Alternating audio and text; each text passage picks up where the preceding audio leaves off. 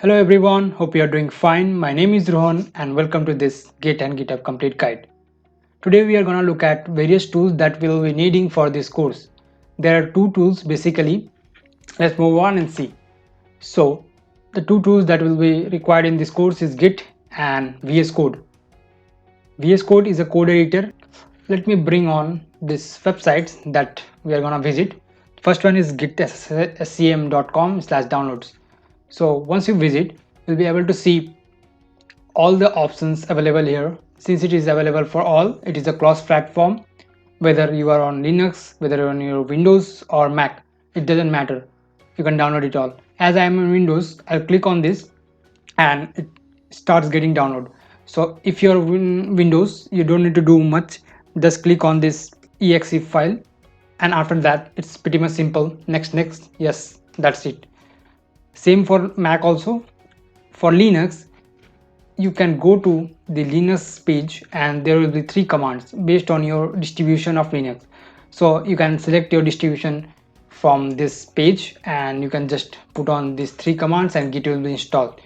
Next, you should be downloading VS Code.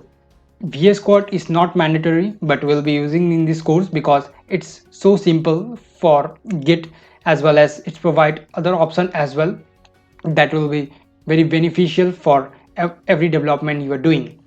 So for me it's Windows, so I'll just click and it will give me an exe file. I'll just open it and click it and next.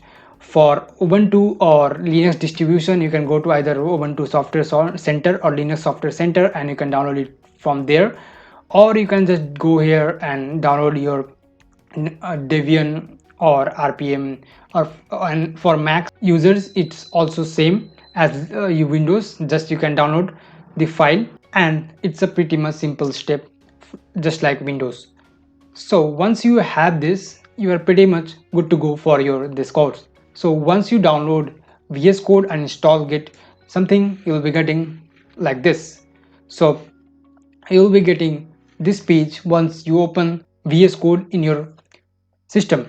So basically you get a terminal out here. You can just click on it and go to terminal and you can just write git minus minus version.